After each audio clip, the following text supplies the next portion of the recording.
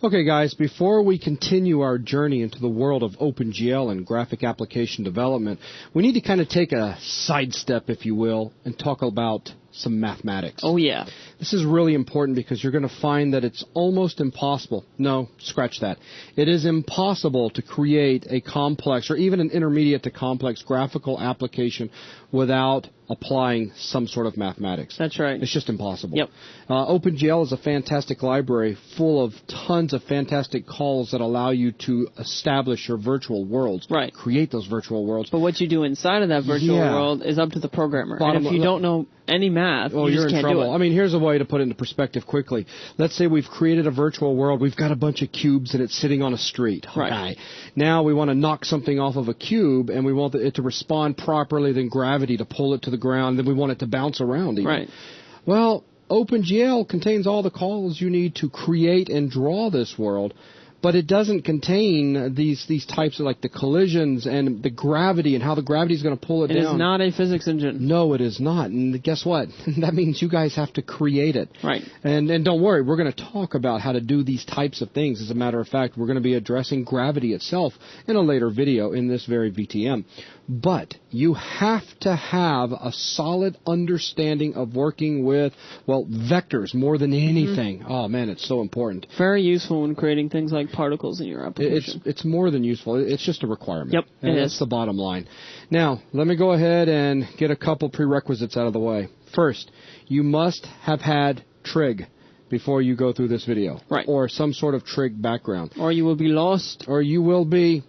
I won't say all the way lost. I'll just say partially lost because we're going to try to do the best we can to make this super, super clear. Right. But we are going to require that you have had some sort of trig for the simple fact that if you didn't have that and we had to back all the way up to explaining sine, cosine, tangent, etc., we really are going to end up with more of a math VTM than we would an OpenGL VTM, and that is beyond the scope of this particular video. That's a fact. So we do need to focus on vectors, though. And you need to make sure you have a solid understanding of everything we're talking about in regards to vectors over the next few videos. Not just vectors, but vectors, matrices when we start dealing with multiple vectors. Right. And the various operations we can do with vectors, matrices, when we get into transformations. Right. It becomes very, very important because we tie in all the mathematics to how OpenGL does things behind the scenes. Yeah, see, when you're back in university or in high school, it's really interesting because they show you all these cool formulas and all these neat proofs, but it's like, well, that was neat. Now we move on to the next topic. Yep. In our case, we're going to show you all these neat things, but then we're going to move on to putting them into real-world application. Right, and that's where it becomes really useful. And you must know what's going on. If you don't, the bottom line is you'll be in trouble. Right, and a lot of times people resort to copying and pasting and never really knowing what's going on. And right. If you're going to develop your own custom applications that do something advanced that no one else has done before, you can't go in and copy and paste stuff. No, not in that type of situation, not at all. So, understanding vectors, very important. And we're going to start out in this video real simple, and we're going to work ourselves into a pretty good understanding of 5 main operations we can apply to vectors. We're going to take a look at vector addition, subtraction, multiplication by a scalar, and of course we're going to look at the 2 biggies. We're going to look at dot product and we're going to look at cross product. Right. You need to understand all of these. I can't stress that enough. So if you make it all the way through the end of the next couple of videos and you're even a little bit confused, watch them again and again, maybe even get on the internet, go to the local library or bookstore, do a little bit of additional research. It can never hurt because perhaps we don't explain it in the way that makes the light bulb turn on in your head. Perhaps somebody else will. But the one thing I want to make sure we do drive home is that this stuff is critical for graphical application development. Now, there's some good news. Good news. Here's Buzz with good news. My math skills stink. 2 apples plus 2 apples. As long as you show me 4 apples, I can come up with an answer for you. My trig, well, let's see. My trig skills are about as rusty as a nail that's been left out in salt water for several years. Nice. Yes, they are, well, I don't know, 25 years ago is when I looked at it last. So I will make sure to ask Joel as many questions as possible or help supplement some of Joel's explanations so that we can make sure things are as clear as possible. Now, as we go ahead and get started, Joel, if you want to go ahead and erase the whiteboard, Sure. the first thing we need to do is have an understanding of exactly what a vector is and what a scalar is. Right, you've seen scalars since the beginning of time. You use these every single day. You walk into your bathroom, you jump on your scales, you look down and go, "Oh, I've picked up 5 more pounds." Well, at least that's what I do in the morning. Right. But I'm now looking at a scalar number. Right, it's just one number that says how heavy a certain person is. That's right. That's Joel, one number. How long is my table? Right. It's about 2 meters. Yeah, about 2 meters. And that is a scalar number.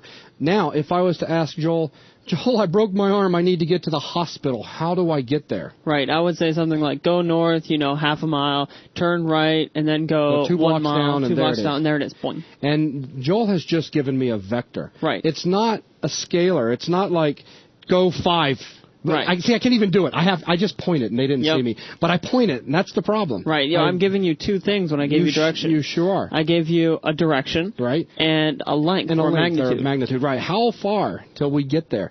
So that is the difference between a vector and a scalar. Now, vectors, they come in different flavors. Mm-hmm. 2D, 3D. Right. Different dimensions. Exactly. So let's go ahead and start with a really simple one. Let's do up a very simple vector.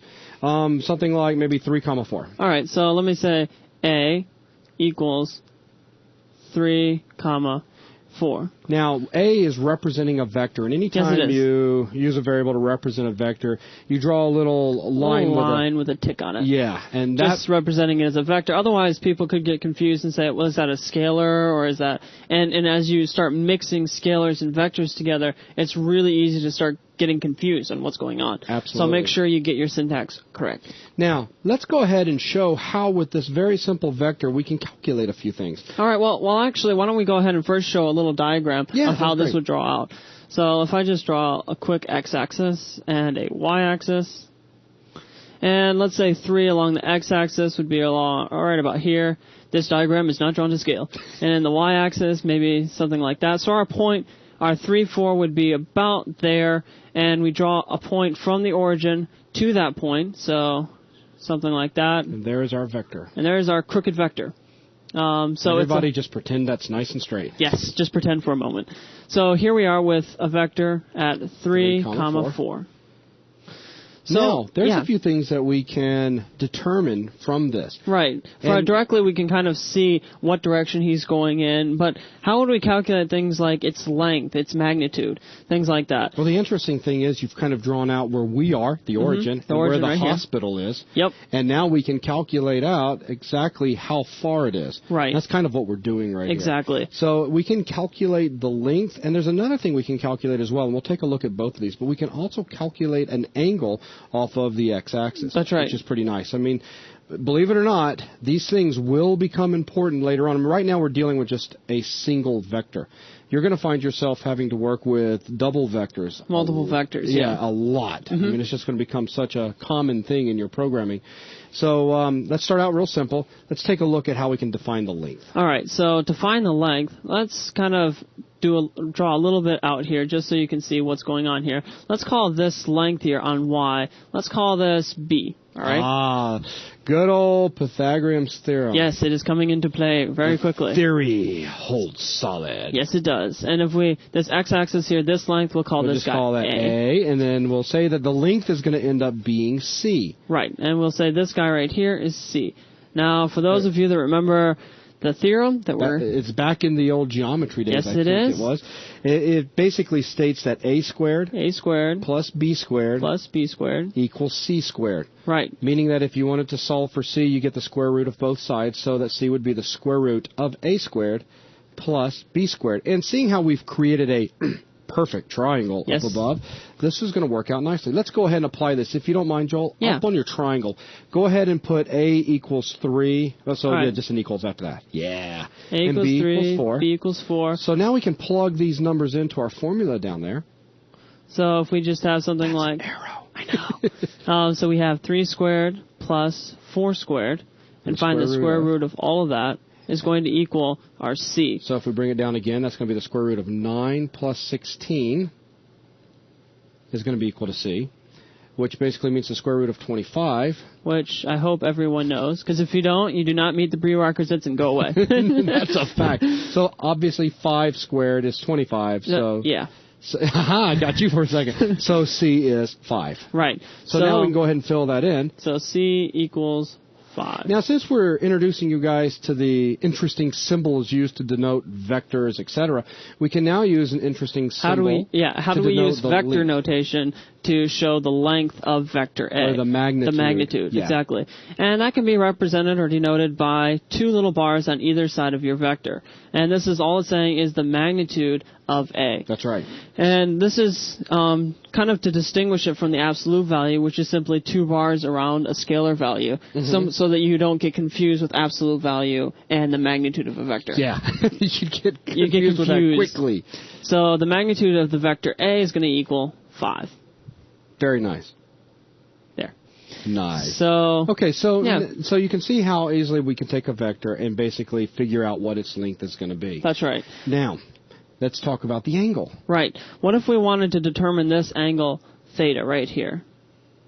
Oh, wait a minute. What if anyone's confused with what theta is? Oh, theta is just a variable. Theta's a fancy name. I'm scared. It's Greek. So what if we want to determine this theta, which is just a theta, just an angle that represents the angle from the x-axis to this vector right here. Like, are we looking at? Well, just looking at, everybody knows we've got a right angle when you take a look at how the y is perpendicular to x, and so that's going to be 90 degrees. Right. So because of that, we can utilize all our old trigonometry day formulas that we had before. Yeah, so we're looking at guessing right here, around 50 degrees or so. Yeah, around 50 degrees or so. If you were to look at my diagram, which is not drawn to scale. So what we could do... This is where a little bit of trig is involved here. Right.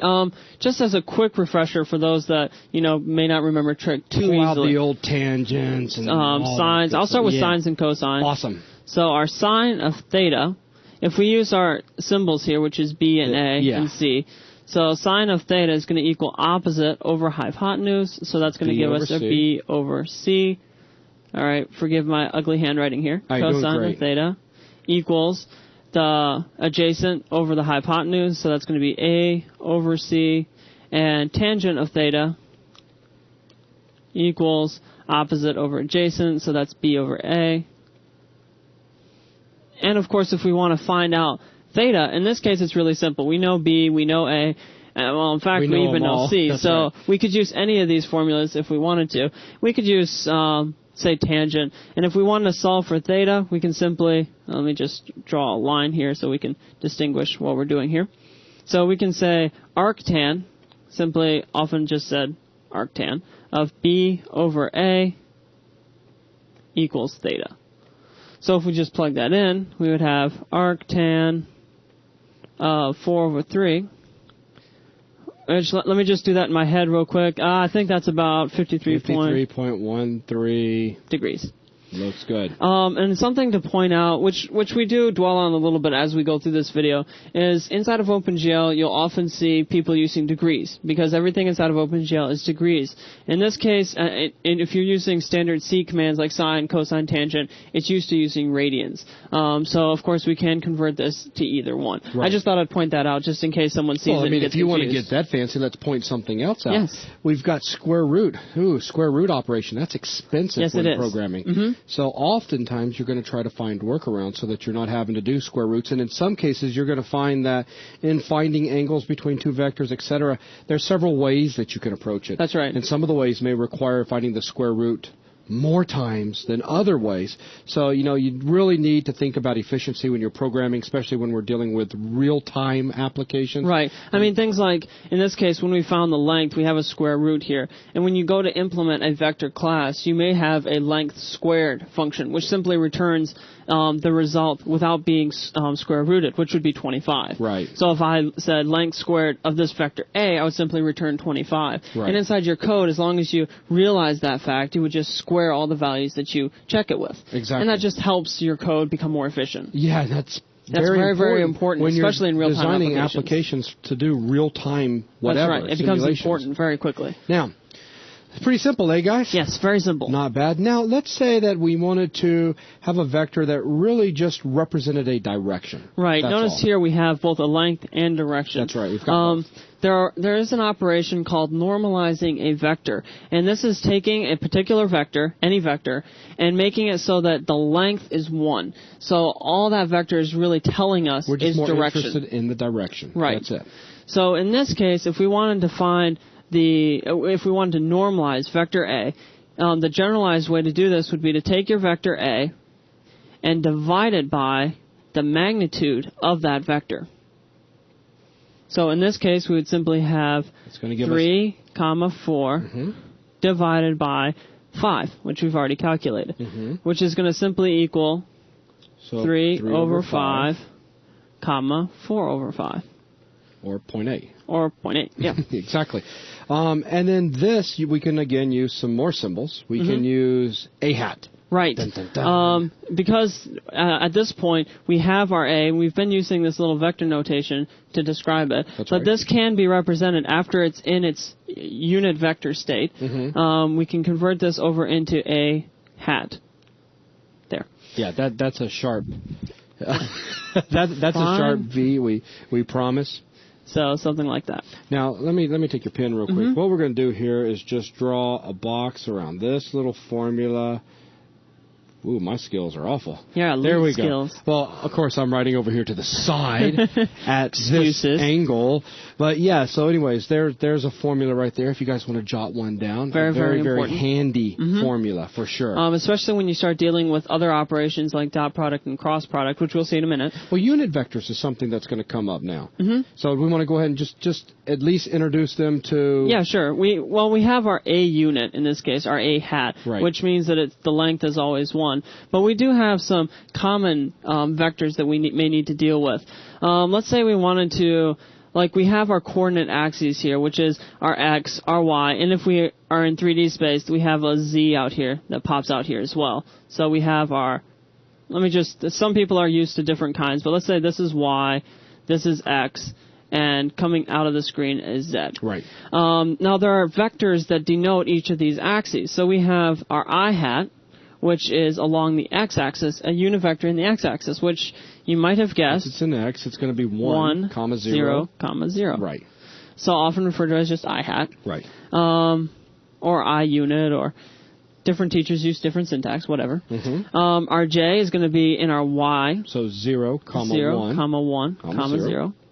And of course the length is 1. It's pretty obvious. Yep. And then we have our k. Well, he's wearing a hat, isn't he?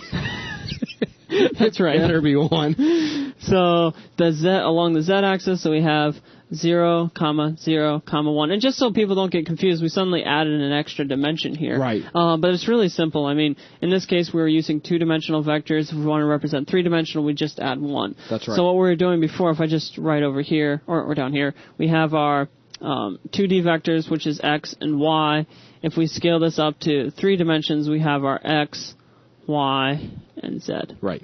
And that's all there is to it. Now, the reason I wanted you to go ahead and show that is because while we were talking about a unit right here and normalizing a vector, you're going to see that the components I, j, and k are going to pop up here a few times, especially as we dive in deeper and deeper into this stuff. That's right. And a lot of times if you look at some math book, or especially physics books, that like to use I, j, and k a lot, simply because for their representation of vectors, it works out a whole lot better. Oh, yeah, you want to show them that? Yeah, sure. This is kind of cool. Right. In this case, A can also be represented as 3i.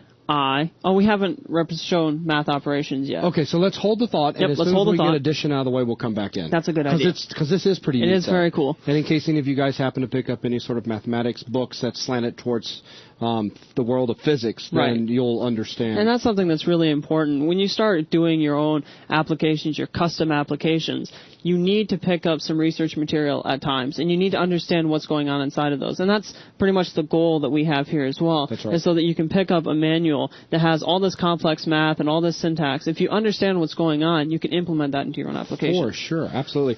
Okay, Joel, so here's my thought. At this point, let's go ahead and delete everything on the screen. All right. Going away. All right, so now let's go ahead and start talking about addition. The 5 main operations. Yeah. We're going to look at addition, subtraction, and as I said earlier, multiplication by a scalar, dot product, and cross product. That's right. Let's crawl before we sit behind the wheel of a Ferrari and fly. Addition, very, very simple stuff. So how do we take two vectors and add them together? Right. Let's go ahead and create two imaginary vectors. Imaginary, I mean simply two simple vectors. So let's have an A and a B.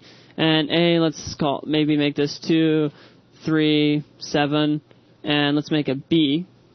So notice how we've now graduated to using two vectors. That's right. At the same time. So we have our 1, let's say 5. Hang on tight. This course is fast-paced.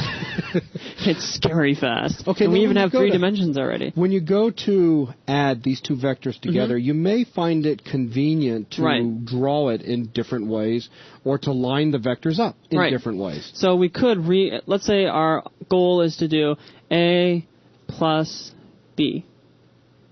And that's going to equal these two vectors added together. Now, another way to represent these vectors is to represent them vertically. So we can do something like follows. 2, 3, 7. So this is exactly the same vector, but drawn vertically. That's right. So we have X is the first row, Y is the second row, and Z is the third row. And to add this to another vector, we simply do the exact same thing. We have our 1, 5, and our 8. Now, get ready, because this is going to blow your socks off. It is tough stuff. To calculate the new x, we basically take 2 plus 1. 2 plus 1. And that's 3. Whew, that's a tough one. Yeah. Now, 5 plus 3, or 3 plus 5, that's going to be 8. And then 7 plus 8, is 15. Oh, you got it. Wow. I've got a bunch of apples over here. Okay, so that's really all there is to it, to vector addition. Right, and if we wanted to represent this back in our previous method, we simply do 3, 8, 15. And you'll notice how, of course, you could have left them horizontal, and just add it straight down if you wanted to go that way. It really depends on who your teacher was as you were learning this stuff. It's just it can be done different ways, and it is done different ways. Everybody has their own style. Okay, that is vector addition. All right, I hope everybody made it through that okay. Now let's take a look at subtraction. I'm going to do B minus A. Woo. Just for fun. So we have B minus A. And we'll draw it vertically as we did a second ago. So we have our 1, 5, 8 minus 2, 3, and our 7. And this is going to be equal 2. Now we've got what? Negative 1? Right. Then we've got like what? 2. And then we've got like 1. Yep. So here we have our... That was a terrible bracket. Now, again, it's just like we did with the addition. We basically went x component minus the other x component equals our new x component, and then y, and then z. Same thing all the way down. Exactly. So really easy stuff. And another thing, we might as well go back to just really quick show scalar multiplication. Absolutely. And this is where if we wanted to take a vector and multiply it just by a scalar. So if we had... Which is basically changing the length of the vector. If I just draw a real quick diagram here. Yeah, actually, that's a great idea. Let me just put a simple x, y axis here. And let's say we had a vector that points off like so. And let's say this is, 3, 2. Right? And I wanted this vector to extend all the way to here. All right, so I want to scale this vector up to a new location. 2.5 times the size. Let's just say twice the size. All right, so we want this to be, say, 6, 4. Yeah. Right? So to do this, we can simply multiply this vector by a scalar, a simple number. So let's see if I can walk you through it. So basically, you're going to have something like 2 times 2 your times vector, which is going to be 3, 2. And this is real simple. Basically, you take your 2 and you multiply it by 3 first, and that gives you your new x component, which is going to be 6. And then you take your 2 and multiply it by your y component, which is going to give you 4 in this case. And wow, the numbers line up with what Joel put over there on the graph. Isn't that amazing? It's like amazing. Yep. So this is really, really simple. And some people might go, well, isn't there division? Well, division is simply if we wanted to scale this down to half, like so, we can simply multiply or divide by 2. So we could do something like 1/2 multiplied by 3, 2. And that's, of course, simply 3 over 2 and 1. There you go. So simple as that. Yep. And now let's go back and revisit our I, J, and K thing, as we were going to show before. So let's say we have our 2, 3, and 7. This can be represented in the following way. 2i plus 3j plus 7k. Now, just before you get really confused, Joel is now referring to how different professions will represent. Right, and you do need to understand exactly what's going on here, because this isn't really that complicated. If I just expand this out, it'll be very, very clear to everyone. So if I just, let's say this goes to the next row. Physicists use this Yeah, approach? Physicists like to use this approach a lot. So in this case, we have 2, and let me just replace it with a vector. Remember, this is 1, 0, 0, plus 3 times 0, 1, 0, and 7 times 0, 0, Remember, 1. the I, J, and K components, they're unit vectors. Right. And let me just erase this bottom stuff. They're normalized. Yes, they are normalized along the coordinate axes. So let me just erase this. And we're moving down here, just so you know. So if we just multiply this out, we have 2, 0, 0, plus 0, 3, 0. Using the exact technique we just learned below with the multiplication. Yep. 0, 0, 7. And if we add all these together, notice we have 2 plus 0 plus 0. Is 2. So we get 2. 0 plus 3 plus 0 is going to give us a 3. This is exactly what we showed you guys a minute ago with addition, except we're now adding 3 vectors. So you could have drawn 3 of these vertically and added all the way across, which is exactly what you just did. I'm just trying to keep people focused on what we're doing in case they're new to this. And notice that this is exactly the same as what we have up here. See, as graphic engineers, we have it made. It's so much easier to represent it with just 2, 3, 7. That's right. Okay, so that's pretty much going to wrap it up for this video. We're going to leave dot product and cross product for the next video. Right. So that just to keep it clean and separated. Yeah, clean, separated, and focused. So make sure you have a good understanding of what's going on in this video, please, before you move on to the next one. Because in the next one, we're going to ratchet things up just a little bit. And it's very, very important that you get the concepts of the next video, so you need to have these down first. If this was extremely easy for you, then you're on the perfect track. You are. And that's going to wrap it up for this video. Thanks.